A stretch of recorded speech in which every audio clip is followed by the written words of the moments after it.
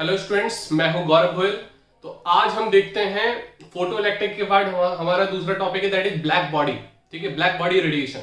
सबसे पहले हम समझते हैं ब्लैक बॉडी टर्म क्या है। ठीक है, रेडिएशन तो हम समझ चुके थे पिछले लेक्चर में कि रेडिएशन का मतलब क्या है। एक वे होता है एनर्जी का ट्रांसमिशन का, मतलब किस तरीके से एनर्जी जाएगी या किस तरीके से चलेगी। तीन टाइप से जाती थी, कंडक्शन, कन्वेक्शन एंड रेडिएशन।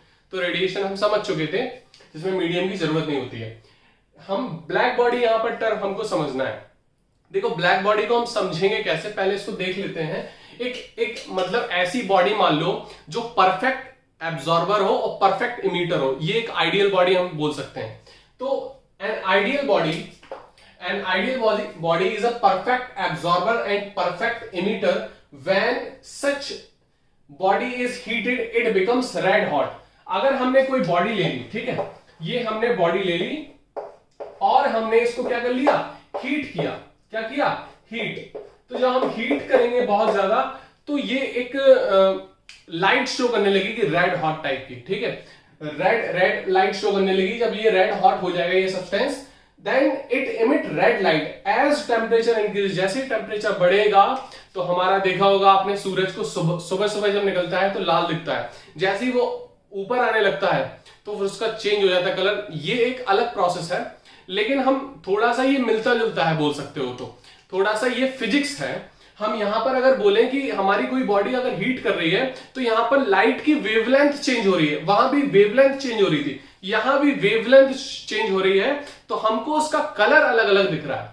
देखो, यहां पर हमारे तीन फिनोमेना होते हैं। अगर ब्लैक बॉडी है तो यहां पर अगर इंसिडेंट रे पड़ रही है, कोई लाइट पड़ रही है, white light, ordinary light. White light is a combination of 7 colours. जो हमारी सन की लाइट होती है 7 कलर का कॉम्बिनेशन होता है। विबग्योर होता है।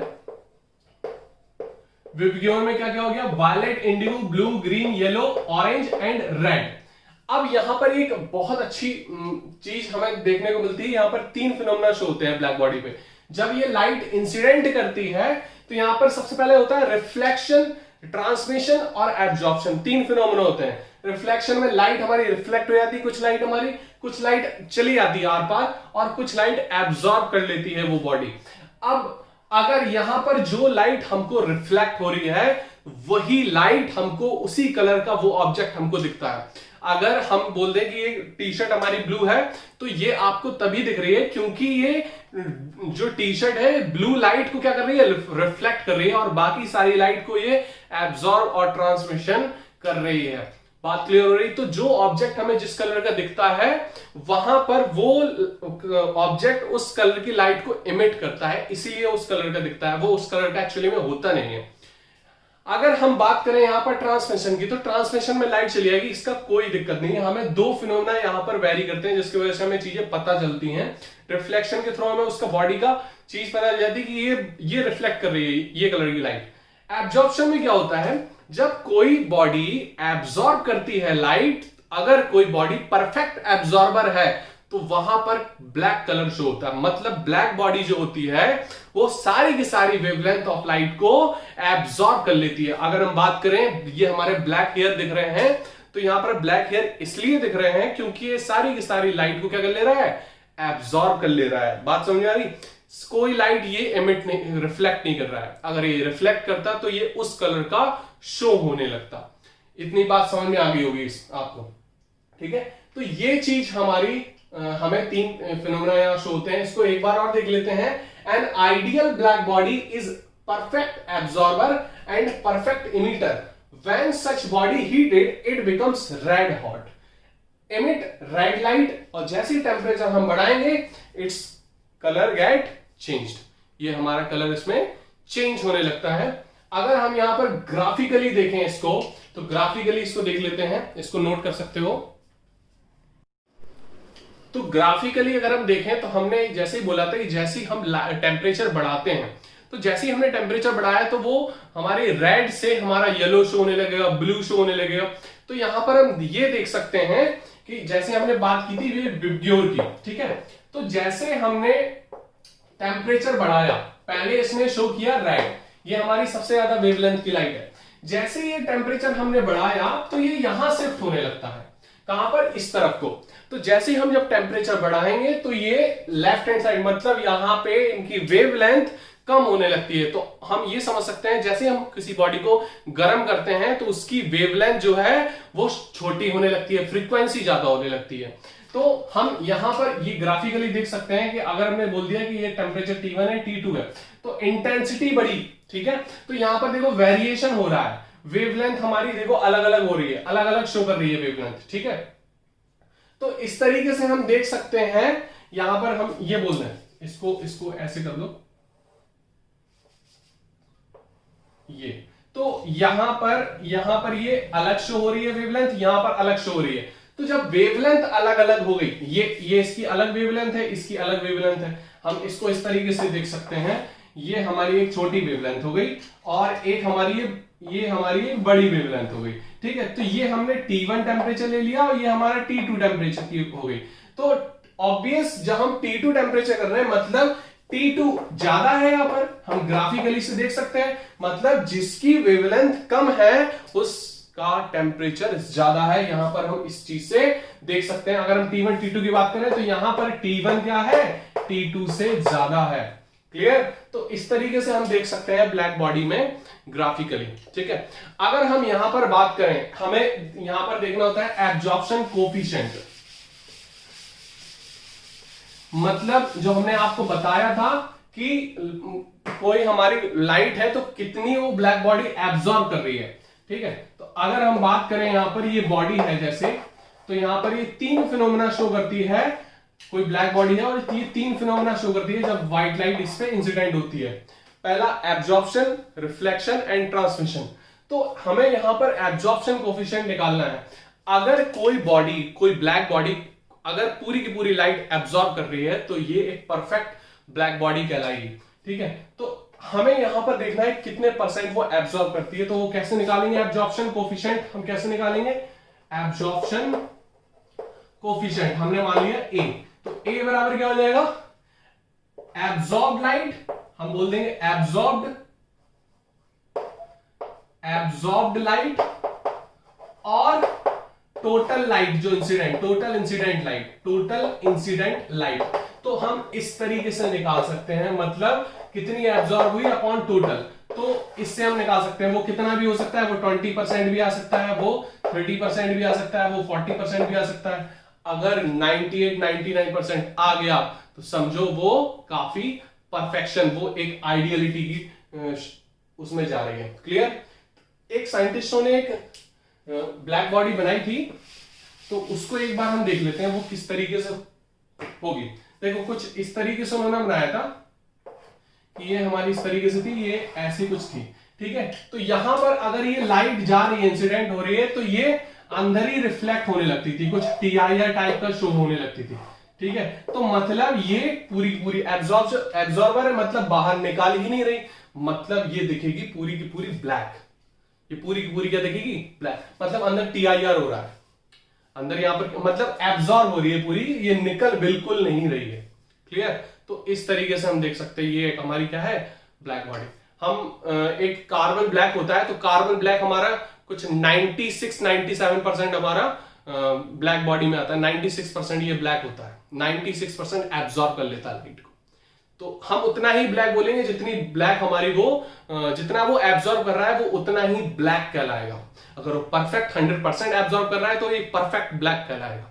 तो ब्लैक बेसिकली कोई कलर नहीं है, बेसिकली ये एक क्या है कि वो कोई लाइट रिफ्लेक्ट नहीं कर रहा, तो वो ब्लैक कलर शो होने लगता है, तो उसको हम ब्लैक बोल देते हैं। बेसिकली ब्लैक एक कोई कलर नहीं है, ठीक है। तो इस तरीके से हम देख सकते हैं इसको। तो ये हमारा था ब्लैक बॉडी रेडिएशन। हम देखते हैं स्पेक्ट्रम, इलेक्ट्रोमैग्नेटिक स्पेक्ट्रम। देखो अब हम देखते हैं इलेक्ट्रोमैग्नेटिक स्पेक्ट्रम। देखो इलेक्ट्रोमैग्नेटिक का वर्ड हम आपको समझा चुके हैं पहले। इलेक्ट्रोमैग्नेटिक का बेसिकली मतलब क्या होता है, स्पेक्ट्रम क्या होता है ये हमें समझना है। स्पेक्ट्रम सबसे पहले न्यूटन ने दिया था इस टर्म को। स्पेक्ट्रम का बेसिकली मतलब होता है एक लाइट फॉर्म का अरेंजमेंट बोल सकते हो, या किसी का अरेंजमेंट बोल सकते हो, एक प्रॉपर अरेंजमेंट को हम स्पेक्ट्रम बोल देंगे। तो यहां पर हम देखेंगे कि स्पेक्ट्रम जो है एक सिंगुलर वर्ड है, जब बहुत सारे स्पेक्ट्रम हो जाते हैं तो उसको बोलते हैं स्पेक्ट्रा। तो ये बेसिकली कितने टाइप्स के होते हैं वो देख लेते हैं पहले। तो पहला होता है एटॉमिक एंड मॉलिक्यूलर। एटॉमिक और मॉलिक्यूलर का मतलब क्या है कि कितनी कोई एटम है वो कितना एमिट कर रहा है लाइट को, कितना एब्जॉर्ब कर रहा है, इमिशन या एब्जॉर्प्शन बोलेंगे।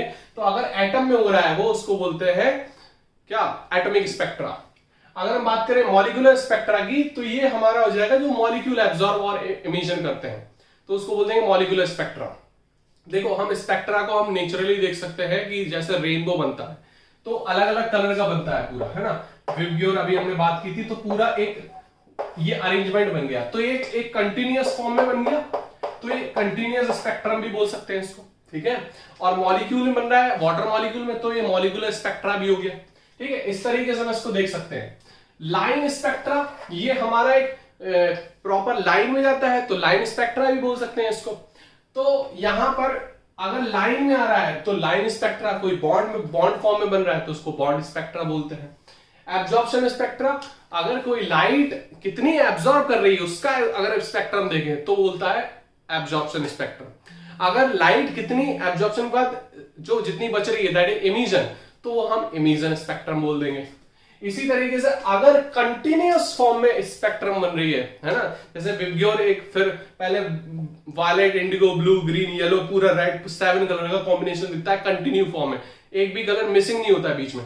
अगर कंटिन्यूअस फॉर्म में दिख रही है तो यहां पर हम कंटिन्यूअस स्पेक्ट्रा बोल देंगे। अगर बीच में एक आप कलर हट गया, ठीक है, बीच में डिसकंटिन्यूटी आ गई, तो उसको बोल देंगे डिसकंटिन्यूअस स्पेक्ट्रा। तो ये हम लिख सकते हैं, आपको लिख लो, ये सारी चीजें आपको याद रहेंगी। हमें बेसिकली देखना है एटॉमिक स्पेक्ट्रम, ठीक है, वो भी हाइड्रोजन में, ठीक है। और यहां पर हमारा लाइन स्पेक्ट्रम भी आ जाएगा, लाइन फॉर्म में हम देखेंगे। और कंटिन्यूअस हो सकता है, डिसकंटिन्यूअस भी हो सकता है, ये देख लेंगे, पहले इसको नोट कर लो। तो यहां पर हम देखेंगे atomic spectra of hydrogen atom. देखो हम आपको बता चुके थे कि बोर ने जो मॉडल दिया था, बेसिकली बोर ने हमारी एक फिक्स्ड ऑर्बिट कर दी थी इन्होंने, ठीक है, एक इन्होंने फिक्स्ड ऑर्बिट कर दी थी, क्लियर। तो बोर ने ये बोला था जब हमारे न्यूक्लियस की डिस्कवरी हो चुकी थी, इलेक्ट्रॉन जो है वो एक फिक्स्ड ऑर्बिट में घूमेंगे, जो कि angular momentum mvr is equals to nh/2π के फॉर्म में होगा। तो जो हम देखेंगे तो इसमें n की वैल्यू हम निकालते जाएंगे, ठीक है, उसके हिसाब से। तो n की वैल्यू 1 भी आ सकती है, n1, n2, n3, n4। इसका मतलब ये बता रहा है कि न्यूक्लियस से कौन से नंबर की शेल है, ठीक है, कौन से नंबर की ऑर्बिट है। तो ये बेसिकली एक 2D अरेंजमेंट इन्होंने दिया था। यहां पर हम इस बेसिस पे हम निकाल सकते हैं, ठीक है।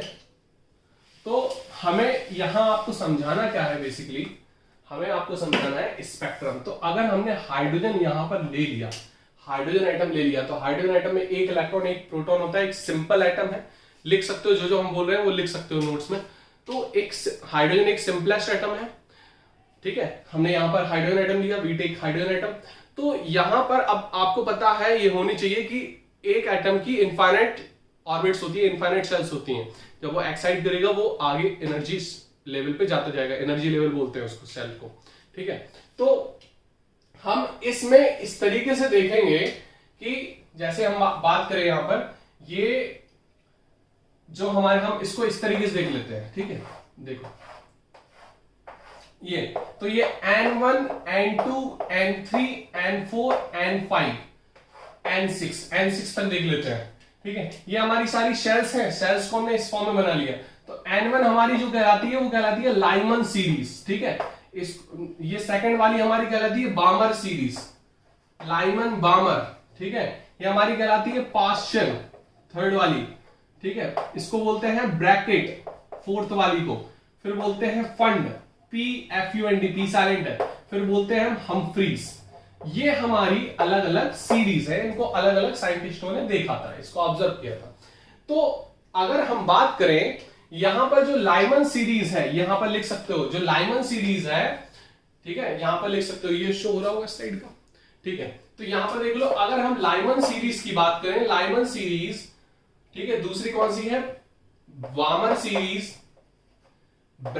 ये तीसरी हमारी हो जाती है पास्चल सीरीज, ठीक है, चौथी हमारी ब्रैकेट सीरीज, ठीक है, Pfund and Humphreys, Pfund and Humphreys. ये हमारी 6 सीरीज है, ये हमारी 6 सीरीज है। अब ये इसको इस फॉर्म में मत ले लेना, ये सारी लिखी है। तो अगर हम लाइमन की बात करें तो ये यूवी रीजन में आती है, अल्ट्रावायलेट रीजन में। बामर केवल विजिबल रीजन में आती है, मतलब ये हमको विजिबली दिखती है, मतलब ये विजिबल रेंज में आती है। विजिबल रेंज मतलब 400 से 700 नैनोमीटर वेवलेंथ की रेंज में, ठीक है। ये सारी की सारी आती है आईआर रीजन में, ठीक है, नियर इंफ्रारेड और फार इंफ्रारेड रीजन में। तो हम ये देख सकते हैं ये केवल हमें विजिबल है, दैट इज बामर सीरीज। तो अब बामर सीरीज हम बोलेंगे किसको, अगर हमने इलेक्ट्रॉन एक्साइट किया, हमने एनर्जी दी तो इलेक्ट्रॉन एक्साइट हुआ। यहां पर अगर इलेक्ट्रॉन होगा तो हमने कोई एनर्जी दी तो ये यहां पर एक्साइट हो गया। तो एक्साइट होकर जहां पर ये गिरेगा, ये इमिट जहां पर होगा, अगर ये यहां पर आ गया तो कौन सी कहलाएगी है, लाइमन सीरीज। लाइमन पे आ गया मतलब फंड से लाइमन पे आ गया, ये हमारा ब्रैकेट से लाइमन पे आ गया, ठीक है, पास्चन से लाइमन पे आ गया, ठीक है, बामर से लाइमन में आ गया। इस तरीके से देख सकते हैं। तो ये सारे लाइमन में आ रहे हैं। अगर हम बात करें यहां की, ठीक है, अगर इस पे आ रहा है तो ये यहां से आ सकता है, यहां से आ सकता है, यहां से आ सकता है, यहां से आ सकता है, ठीक है, इस तरीके से आ सकता है। लेकिन ऐसा नहीं कि ये मतलब अगर इसको हमने बोल दिया कि इसको ब्रैकेट में आना है तो ये लाइमन में आ जाएगा, ऐसा नहीं, वो दिया जाएगा आपको क्वेश्चन में। तो आपको इस तरीके से ये बना सकते हो, ठीक है। अगर हमें बोलना है कि ब्रैकेट में आना है तो ब्रैकेट में बोल सकते हो, यहां से आ गया, यहां से आ गया ब्रैकेट में, क्लियर। तो इस तरीके से ये हमारा सारा क्या हो गया, इमिशन स्पेक्ट्रा हो गया, क्योंकि इमिट करते हुए आ रहा है। एब्जॉर्प्शन में तो नीचे से ऊपर चला जाएगा, वो एब्जॉर्प्शन स्पेक्ट्रा हो गया, ठीक है। तो इस तरीके से हम देख सकते हैं, अगर लाइट हमने हीट एनर्जी दी किसी इलेक्ट्रॉन को तो वो एक्साइट हुआ तो हो जाएगा एब्जॉर्प्शन स्पेक्ट्रा। अगर वो वहां से आ रहा है, क्वेश्चन में दिया जाएगा N2 से N1 में आ रहा है, तो हम उसको निकालेंगे। ये फॉर्मूला रिडबर्ग ने दिया था, जिसको हम जिस वे में हम निकालते हैं पूरा। तो पहले इसको नोट कर लो आप, फिर ये जरूर नोट कर लेना है कौन से रीजन में आती है, एक एक नंबर में पूछ सकते हैं एमसीक्यू में, ठीक है। तो यहां पर हम देखेंगे calculation of wavelength by spectral line. अब देखना यहां पर स्पेक्ट्रल लाइन से हम वेवलेंथ कैसे निकालें। It is given by Rydberg, it is given by Rydberg. तो रिडबर्ग ने एक फॉर्मूला दिया था थ्योरेटिकली निकालने के लिए। कैसे निकालेंगे, 1/λ is equal to RH, Rydberg constant.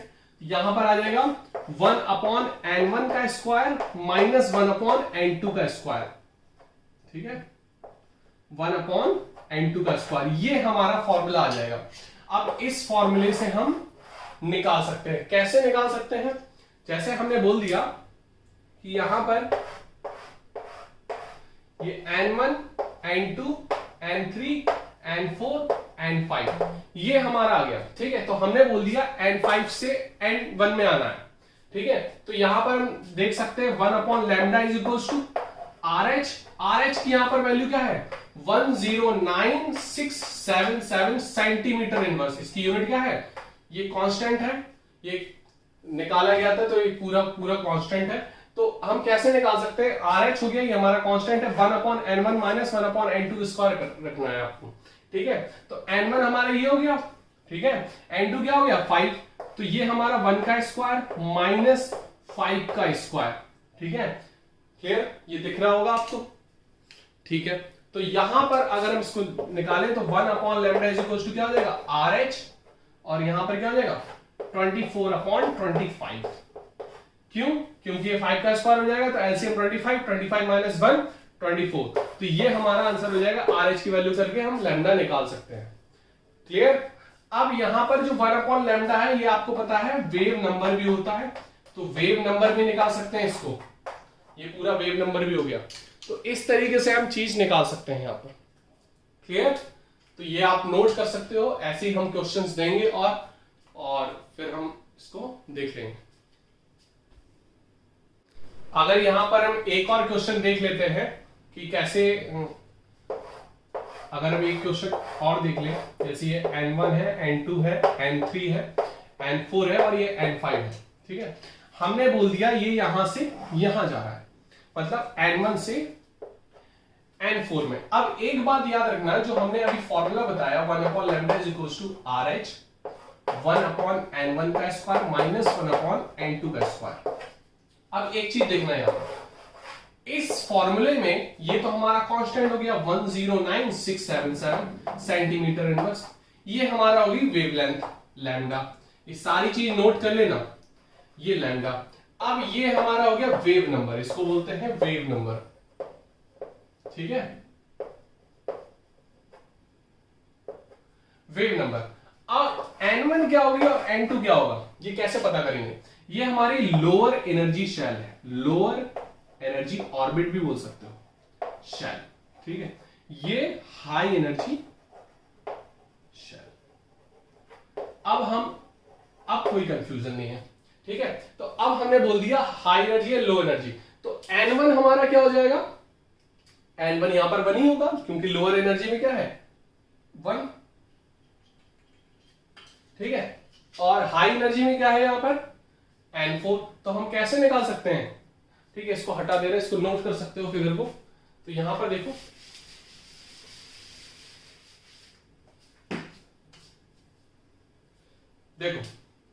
अगर हम बात करें यहां पर तो 1 upon lambda is equal to, हमें यहां पर निकालना है लैम्डा, ठीक है, lambda and also wave number, तो दोनों निकाल सकते हो। तो 1 अपॉन लैम्डा यहां पर 109677, और यहां पर क्या कर दिया हमने, n1 की वैल्यू कितनी है 1 का स्क्वायर माइनस 1 अपॉन 4 का स्क्वायर, ये ऐसे निकाल सकते हो। तो 109677, ठीक है, अब 1 ये हमारा कितना हो गया 16 और ये हो गया 15, क्योंकि 16 माइनस 1 तो 1 अपॉन लैम्डा हो गया। हम यहां से लैम्डा की वैल्यू निकाल सकते हैं, क्लियर। तो ये हम, अब कोई कंफ्यूजन होगी नहीं तुमको। देखो बेसिकली हम आपको एक बात बताएं, यहां पर केवल हाइड्रोजन एटम की बात हो रही है, क्योंकि हाइड्रोजन मतलब एक ही इलेक्ट्रॉन का हम इमिशन और एब्जॉर्प्शन देख सकते हैं। अगर ज्यादा इलेक्ट्रॉन्स आ गए तो ज्यादा इलेक्ट्रॉन्स में क्या होगा, कंफ्यूजन बहुत हो जाएगी और बहुत सारी लाइट वेव्स निकलेंगी, ठीक है, बहुत सारी वेवलेंथ फिर हमें कैलकुलेट करनी पड़ेगी, वहां पर हो जाती है चीजें कॉम्प्लेक्स बहुत ज्यादा, ठीक है। जैसे हमने 3-4 इलेक्ट्रॉन का ले लिया तो वहां ज्यादा कॉम्प्लेक्स हो जाएगी, तो वहां पे हम सही से प्रिडिक्शन नहीं दे पाएंगे, एज्यूम नहीं कर पाएंगे सही से, ठीक है। तो यही हमारा इसका एक ड्रॉबैक में आता है कि बोर ने केवल हाइड्रोजन लाइक एटम्स, हाइड्रोजन और हाइड्रोजन लाइक एटम्स के लिए बता पाया। हाइड्रोजन लाइक एटम्स का मतलब क्या है यहां पर देखो, चलो यहां नोट कर देते हैं। देखो हाइड्रोजन लाइक एटम्स का मतलब क्या है यहां पर, या फिर हाइड्रोजन, ठीक है, मतलब एक इलेक्ट्रॉन वाले, या फिर हाइड्रोजन लाइक मतलब का कि एक इलेक्ट्रॉन हो, मतलब हीलियम में 2 इलेक्ट्रॉन होते हैं, एक इलेक्ट्रॉन उसका निकाल दिया तो हाइड्रोजन लाइक हो गया। या फिर Li2+ कर दो, लिथियम में 3 इलेक्ट्रॉन होते हैं, 2 इलेक्ट्रॉन निकाल दो। तो इसी तरीके से सोडियम में 10+ कर दो, मतलब 1 इलेक्ट्रॉन रहने दो, ठीक है। आयरन में 26 इलेक्ट्रॉन होते हैं, 25+ कर दो। तो हम इस तरीके से एक इलेक्ट्रॉन मतलब मोनो इलेक्ट्रॉनिक के लिए हम ये सिस्टम देखेंगे, केवल मोनो इलेक्ट्रॉनिक के लिए, हाइड्रोजन और हाइड्रोजन लाइक स्पीसीज, मतलब हाइड्रोजन लाइक स्पीसीज मतलब केवल एक इलेक्ट्रॉन वाले एटम को, क्योंकि हम वहां पर सही से प्रिडिक्ट कर सकते हैं, सही से चीजें निकाल सकते हैं, सही से चीजें हम वहां पर बता सकते हैं कि कौन सी वेवलेंथ है हमारी। यहां अगर कॉम्प्लेक्स आ गई चीजें तो वहां पर हम नहीं बता सकते। क्लियर, तो ये बात आपको क्लियर हो गई होगी, ये लिख लेना, it is for hydrogen and hydrogen like species, it is for hydrogen and hydrogen like species, H like species, ठीक है, ये लिख लेना, ये लिख सकते हो, ये एग्जाम्पल हो गए सारे। क्लियर, समझ में आ गई बात, ठीक है। तो अब ये लिखकर फिर हम आगे देखते हैं। यहां पर हम कुछ टर्म समझ लेते हैं बोर के एटॉमिक मॉडल की। देखो ये जैसे, ठीक है, ये हमारी जैसे शेल हो गई है, ठीक है, तो शेल हमारी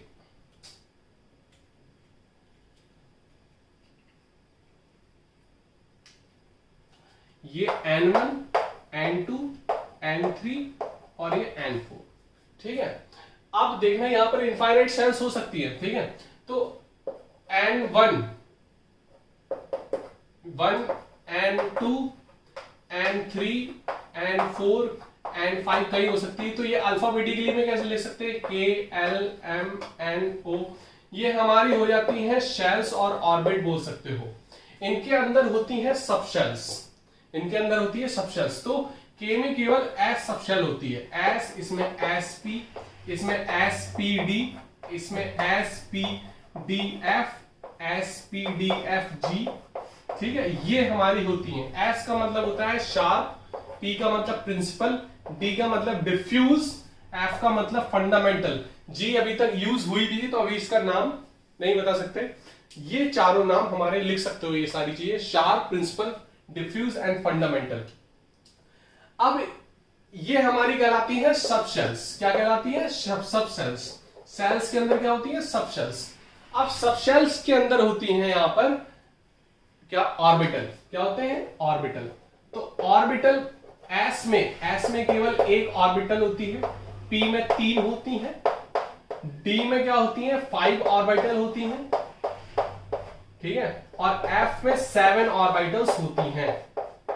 क्लियर? 1 2 3 4 5 6 और 7, ये 7 ऑर्बिटल्स होती है, दिख रहा होगा, ठीक है। तो ये हमारी 7 ऑर्बिटल्स होती है। क्लियर? ये हमारी होती है ऑर्बिटल्स। अब एक कमरे में, मतलब एक ऑर्बिटल में 2 इलेक्ट्रॉन होते हैं, एक क्लॉकवाइज घूमता है, एक एंटी क्लॉकवाइज। तो ये सारा सिस्टम इसके अंदर का है। ये हमें, इसको हम पीरियोडिक टेबल में बहुत और डिटेल में समझेंगे, इसको नोट कर सकते हो, ठीक है। अब हम जो नेक्स्ट लेक्चर में देखेंगे, इसकी बोर रेडियस, इस एटम की रेडियस देखेंगे, इसकी वेलोसिटी देखेंगे इलेक्ट्रॉन्स की, ठीक है, एनर्जी देखेंगे, ये सारी चीजें हम देखेंगे। अभी इसको नोट कर लो, ठीक है।